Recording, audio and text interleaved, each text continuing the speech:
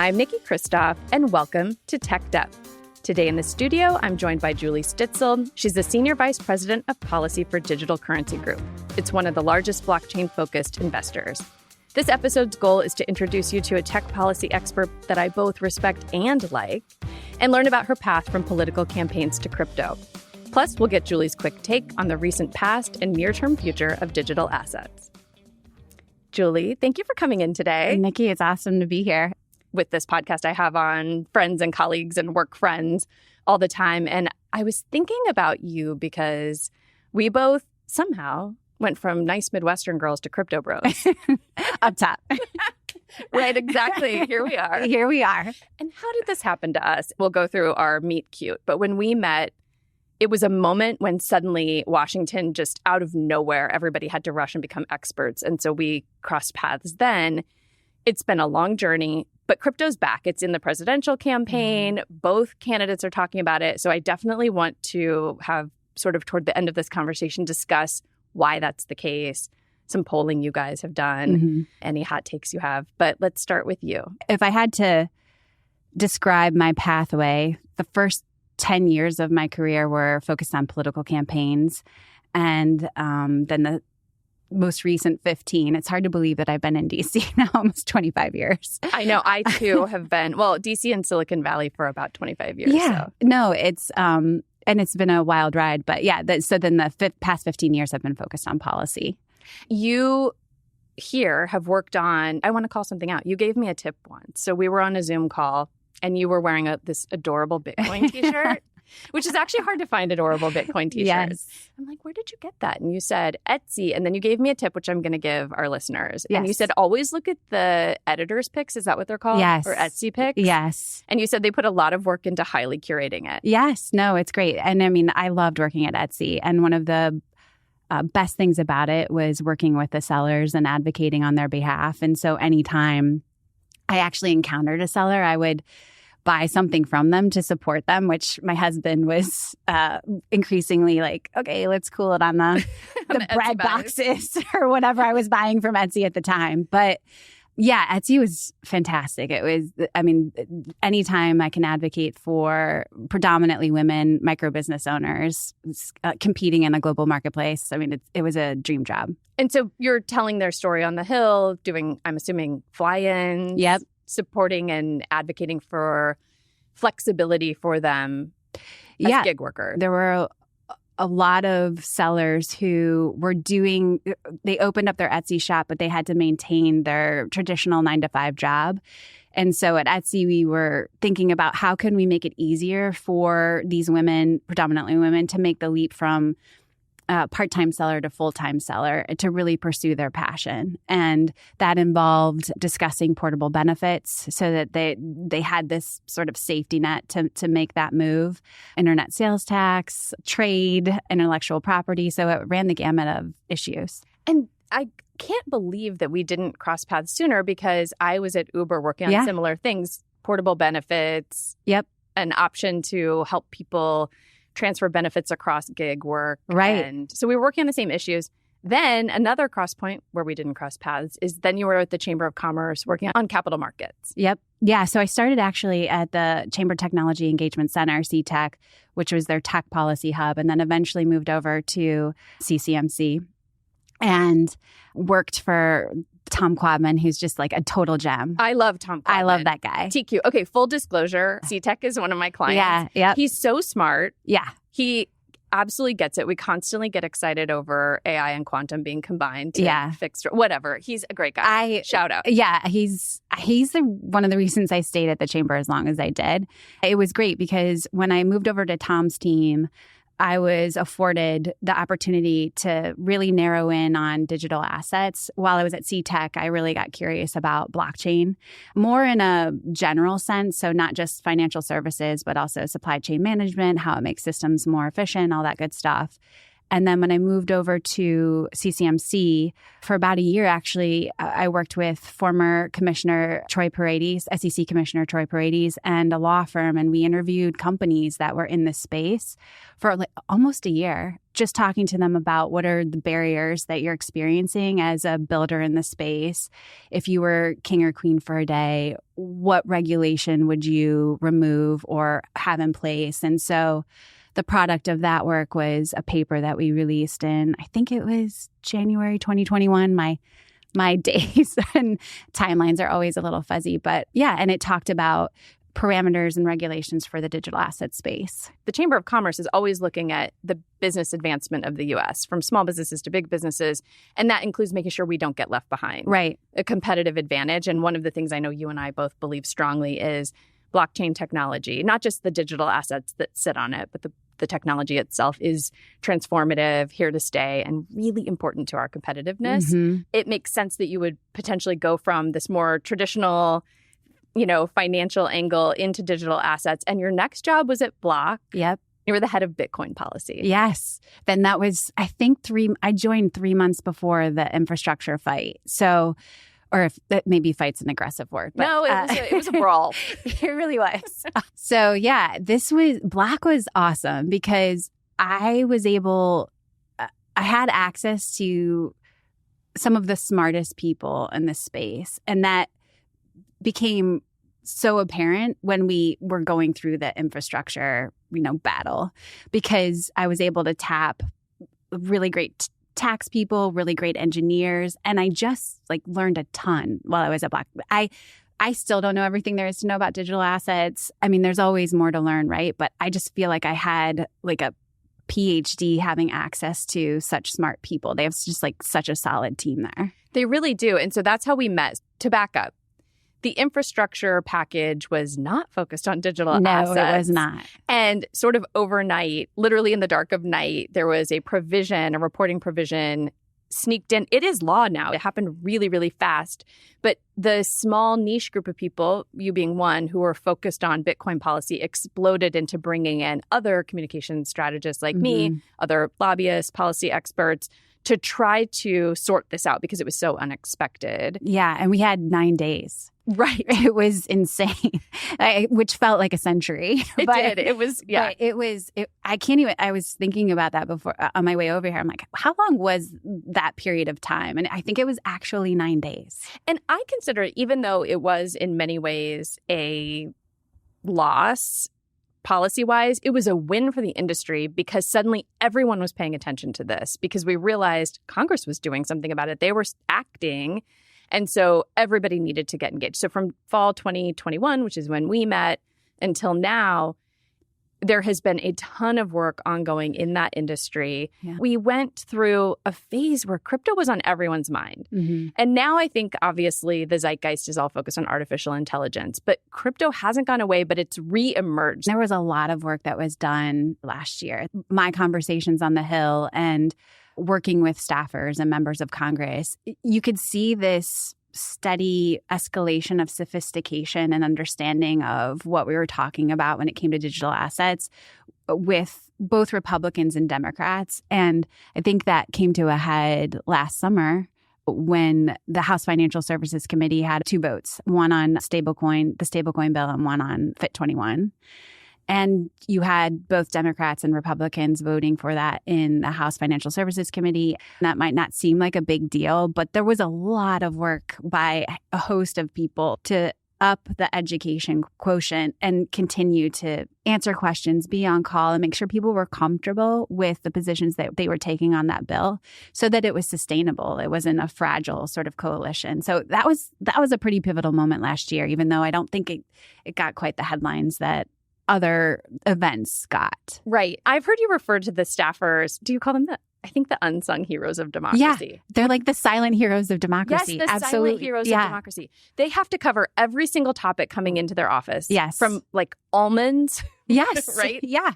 To blockchain. Right. To artificial intelligence, to funding the government. Right. And so there was this really steep learning curve because it's not easy. Cryptocurrency, digital assets, blockchain is hard to understand. Also, and I've said this to the industry a million times, it is ever-changing vocabulary, which if you want people to buy into it, you have to stop making up new words. Yeah. And I mean, it's super weird for a lot of people still. It's weird. And I think a lot of people, because it's hard to understand, just sort of ignore it. But that has not happened in DC. Staffers have become more and more sophisticated, partly because the businesses are moving overseas because it's just too hard to run a business here. And when you start to see technology moving overseas, I think you get people's attention. I mean, that's what we're seeing as an investor at DCG. And it's hard to watch because people have a misconception that this is a partisan issue when actually I think it's more generational in Congress. It's harder to conceptualize maybe for the older members of Congress, but the younger members are understanding it, as are all of the staff. And so that has been really helpful in our efforts for education, because I think people think twice or recognize that this isn't going away. It's not going away. It'll be interesting to see how this plays out, but you can no longer afford to not know about it if you are not only a member of Congress, but also running for office. I think we're seeing folks recognize the importance of at least having a foundational understanding. If for no other reason than because traditional financial institutions, TradFi in the crypto business, that's what it's known as, are going to incorporate this technology and already have. I remember when I got a notice from Fidelity. Yes. Fidelity's been a leader in this space for a long time. Right. And I've heard people say, don't listen to what the banks say. Watch what they do when it comes to digital assets and blockchain technology. And they are folding it into their work. And then you have the more, I would describe as pure sort of decentralized systems. And all of that, to your point, it's not going away, but it is going overseas. It is. You see the United Kingdom embracing this, Singapore. Yep. The UAE. The EU. I mean, and that's, I think, what is probably one of the most disappointing things to me, because it feels like our approach to date has been un-American. When I think about innovation, I think like the U.S. should be the place where people come. These innovators, these builders should feel free and excited about building in the U.S. And it's been the opposite experience for builders in the digital asset space. They are great, like visionaries, great leaders in the space, and their products are designed to help consumers and everyday people make their lives easier. And they feel like they have a target on their back. My job as SVP at DCG is to try to clear the lane so they can focus on building, but also creating a space in the United States where it's still good to innovate. Like, why would we seed innovative capital? Why would we seed potential economic growth, both in job creation and GDP growth at the state and federal level? Like, that makes zero sense to me. And it's the opposite of the way we've operated in any other industry. I'm curious, can you think of a time where we've been so hostile towards innovation? I'm not saying cannabis is innovation necessarily, but it was part of the reason I worked in that space is much like Uber in the gig economy. It was a 50-state play because you couldn't get the federal government to make just kind of common sense decisions to protect people wanting to be regulated. Right. And rarely do people come to Washington, which the crypto industry has done, saying, totally agree. Please regulate us so that we can stop having this tax of having all of our, executives focused on navigating Washington so we can just go build stuff. Right. And going back to your point about people going overseas, they don't necessarily like the rules. They don't agree with everything that has been passed or adopted, but at least they know the rules. I feel like in the U.S., we're trying to kick a field goal, just to use a football analogy, and we're not even sure where to kick the ball. The goalpost keeps moving. Some of our companies don't even know where to kick the ball. And that's insane to me. That's right. I want to get into the politics of crypto. So you mentioned it's not necessarily a partisan issue, which it shouldn't have to be. I agree. One thing I don't really understand is why a politician would be against it. Oh my gosh, I'm with you on that. It doesn't make any sense because you have some people who care a lot about this issue. Not a ton of people, and we'll talk about whether you agree with that. But I don't personally think there are a ton of people who are single-issue crypto voters. However, I don't think there are any. I think it's like the null set of people who are so against crypto that they're going to vote based on that. So politically, the calculus makes no sense to me that you'd ever be against it. I totally agree with you. It's a net positive, I'd say, to be pro crypto. And I'd say, like, in a broader sense, in the campaign sense, that's pro innovation. You run the risk if you are coming out hard against crypto to be labeled as anti-innovation. And that's nuts. Like, name a candidate that wants to be labeled anti-innovation. The other issue is Senator Warren and the chairman of the SEC, Gary Gensler. It might be cynical to say it, but there are like two individuals, well, a couple more, Senator Brown from your home state, who themselves almost personally are like lying in front of this issue like a gigantic speed bump in the name of, quote, consumer protection. But I find that really disingenuous, because if people really cared about consumers and credit and bad investment decisions, they would go after revolving credit, which they're never going to do. So I don't really get it, but it's just a few individuals that are a problem. What we've seen over the course of since 2021 to 2024 is you actually have some Democrats that are challenging the position, and they're doing it in a way that's evidence-based. It's not, political sparring. It's actually, let's look at like the evidence of this. And they're not shills for the industry by any means. Having conversations with these offices, you have to be prepared. They ask really smart questions, tough questions, and they make me better because I have to answer them, right? But I think there's slowly a tide that's turning, particularly with Democrats, the younger ones as well, that have taken the time to learn about the tech and then to feel comfortable enough to engage.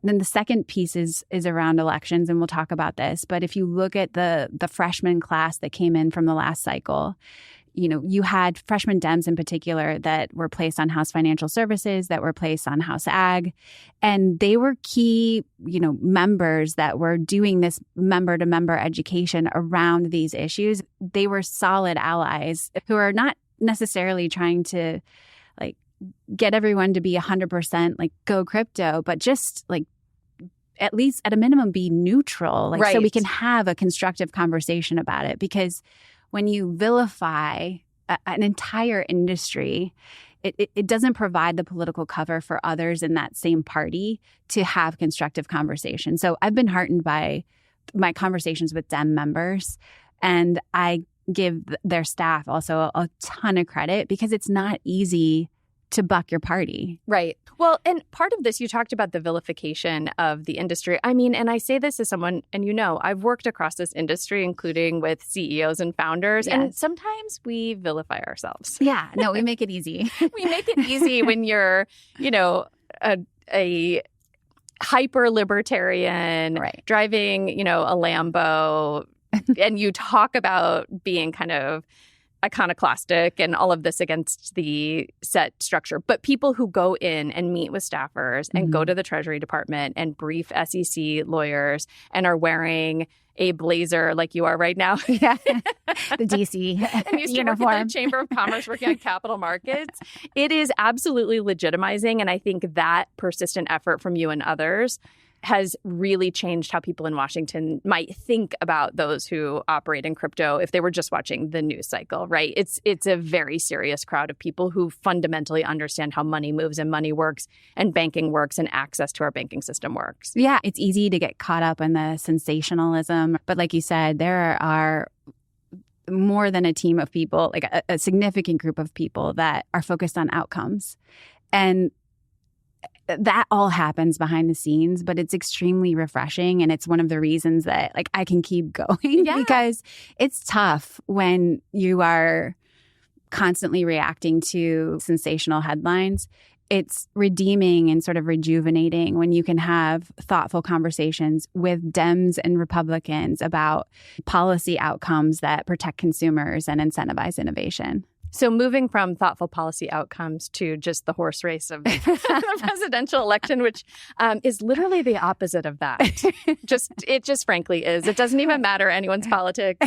What's your take? My opinion, and we've been doing this the same amount of years, I think. I've never witnessed a cycle like this. It's mind-bending. I feel like I'm taking angel dust. I watch the news and I can't believe it. And I'm often laughing, not because it's funny, but it is so absurd. Yes. It's hard to believe. I mean, it's Veep. Yeah, it's is. Veep season 3. Is that? I mean, you can't believe it. Yeah. And I'm like, anyone who's calling what's going to happen, particularly with the presidential, we have a significant amount of time for multiple things to happen. Anything. I mean, Anything. I worked for Senator John McCain when no one expected Senator Obama at the time to be the nominee. We thought the campaign was going to be against Hillary Clinton. No one expected like the financial collapse. Yeah, and it happened right at the end. So anything can happen. Nobody has any idea. When I look at this race, the one thing that's fascinating is I never heard either of the candidates, including Joe Biden at the time, talk about crypto. And then suddenly former President Trump was asked, will you accept crypto donations? And there's no donation he's not going to accept. So he said yes. And I think that's the reason it's back on the radar. So suddenly you've got the Dem and the Republican talking about this. And why not? They're trying to raise money so they can get as many TV ads out as possible. And as we discussed, there's no political downside to me for being in favor of this. What do you make of the role that this might play in the election outcome? Keeping in mind, we just said nobody has any idea what role anything is going to play in the election outcome. Well, I mean, the fact that both candidates are considering and or publicly talking about digital assets policy is a net positive for our industry. I wish it wasn't so partisan, but I guess that's the nature of heading into the election. And it's seen as libertarian, which, let us not forget, RFK Jr., our candidate who had a worm in his brain and buried a bear cub in Central Park. You should have him on your podcast. He has some wild stories. I'm actually going to be him for Halloween. I'm going to saw off the head of like a stuffed whale and just carry it and tape a worm to my head. That's not a joke. I am doing that. Oh, you have to post that on your site. I shall. He was the pro crypto candidate, which was not great for the industry. So now that he's bowed out, that's great. Yeah, I think like for Dems, it seems like it was a little bit trickier because of how entrenched opponents were within the caucus. And so there needed to be an elegant way for them to talk about this in a more favorable way. And the shift from Biden to Harris, I think, allowed for that at the presidential level. In part because President Biden nominated people who have been absolutely terrible for this technology. Yeah. Going back to just the un-American nature of this, if you look at Chairman Gensler's track record, it's so disappointing, particularly if you just take a step back and you look at the broad mandate or remit of the SEC as a whole. Like the fact that he's spending so much time on digital assets is puzzling. It's puzzling. Yeah. And the SEC is tasked with transparency, making sure people know what they're doing. That seems pretty simple. I think most people in the industry are in favor of transparency. But I will say this, hot take. You don't have to agree with it or not. I think there's no political risk to Vice President Harris saying, listen, he's out in 26. There's no political risk because everyone dislikes him. His staff dislikes him, Republicans, Democrats. I don't think there's a risk to saying he will be replaced. And I think it would be cheering to many people. That is the strongest signal that their campaign could send. I think that has more strength than accepting crypto donations. And setting aside crypto policy, I think it'd be a real shot in the arm for the staffers at the SEC who are overworked, morale's really low. Right. They're bringing cases they can't win, not just on crypto, just in general. I think it would be a super strong signal. And word on the street is some people we know who have worked for Maxine Waters may end up in the administration. Yeah. So it would be interesting. But if she just said that, I think Wall Street would be relieved. I think a lot of people would be relieved. I'm glad you brought up the staff at the SEC, though, too, because I feel like everybody gets lumped in as Gary Gensler. The companies that we work with or that we invest in have had productive conversations with the SEC staff. A lot of them are lovely. And some of them are careers and they spend their entire life just to fulfill the mission of the SEC. And so another reason why I think Chairman Gensler's actions are unfortunate is because it also colors just these long esteemed careers of the staff that have been working there. I feel for the staff at the SEC. I do too. Yeah. And there have been a number of inquiries in Congress asking what's going on with turnover and morale. So yes, I think she should do that. But I agree, that would be a much stronger signal than just accepting crypto. I know the people we know and work with in the industry are deeply, highly skeptical that a Democrat president is going to do something. I mean, rightfully so. Right. It's got to be show, don't tell. Yeah. And I think that, but that's also true for Trump, because I remember, when was it? ringing in 2021, maybe, I spent my New Year's writing a comment letter on the FinCEN rule that they were going to adopt. We were working on that together. Yeah, I was like, this is not how I wanted to ring in the new year.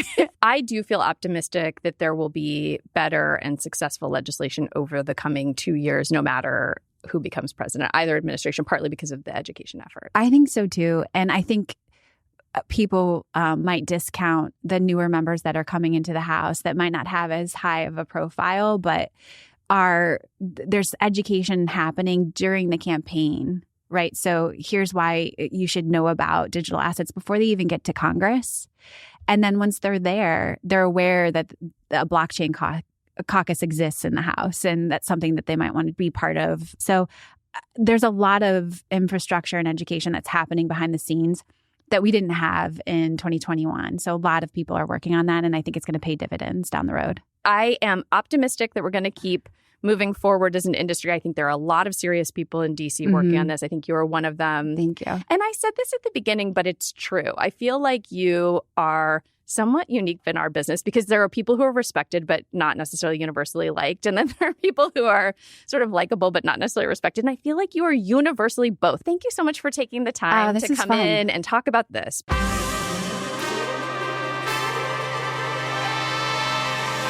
And that's a wrap. If this show gives life to your inner tech nerd, please subscribe or leave us a 5-star review. Anybody listening to this podcast knows that the algorithm needs to be fed, and I really want to keep it ad-free and independent.